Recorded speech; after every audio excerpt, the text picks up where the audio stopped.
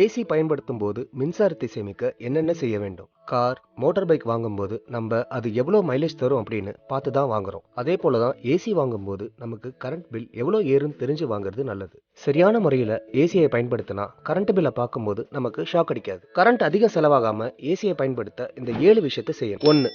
உங்க ரூமுக்கு ஏற்ற சரியான டன் அளவுள்ள ஏசியை ஃபிக்ஸ் பண்ணணும். 2. ரூம்ல இருக்கிற குளிர்ந்த காத்து வெளியே போகாத அளவுக்கு இடைவெளிகள் எதுவும் இல்லாம பாத்துக்கணும். சின்ன கேப் இருந்தா கூட ஏசி உடைய ரன்னிங் டைம் கூடிரும். அதனால உங்க எலக்ட்ரிசிட்டி பில்லும் எகிரிடும். 3. ஏசி இருக்கிற ரூம்ல இரும்பு சாமான்கள், பீரோக்கள் இல்லாம பாத்துக்கணும். ஹீட்டை எளிதில் கடத்தக்கூடிய பொருட்கள் ரூம் டெம்பரேச்சரை ஒரே மாதிரி மெயின்டைன் பண்றதுக்கு அலோ பண்ணாது. முடிஞ்ச வரைக்கும் குறைந்த அளவு மர சாமான்கள் மட்டும் இருந்தால் நல்லது. 4. உங்க ஏசியில டஸ்ட் அடையாமல் இருக்க ரெகுலரா ஏர் ஃபில்டரை கிளீன் பண்ணணும். 5. 6 மாசத்துக்கு ஒரு முறை ஆத்தரைஸ்டு சர்வீஸ் இன்ஜினியர் மூலமா ஏசியை சர்வீஸ் பண்ணணும். 6.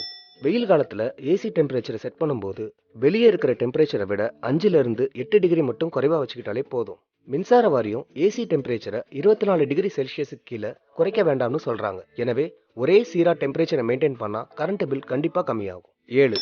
இன்வெர்டர் ஏசிகள் ஒரு குறிப்பிட்ட அளவு கரண்ட் பில்லை கண்ட்ரோல் பண்றதுக்கு உதவும். செகண்ட் ஹேண்ட் ஏசிகளை விட புதிய ஏசிகள் லாங் டேர்ம்ல நமக்கு செலவை மிச்சம் பண்ணும். இப்படி ஏசியை கவனமா பயன்படுத்தினா கரண்ட் பில் ஏறாது.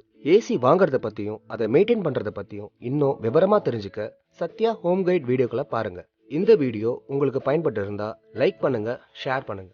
ஏசி வாங்குவது இப்போ ரொம்ப ஈஸி. உங்க பட்ஜெட்க்கும் உங்க குடும்பத்துக்கும் ஏத்த சரியான ஏசியை வாங்க உடனே சத்யா ஏஜென்சிக்கு வாங்க. சத்யா.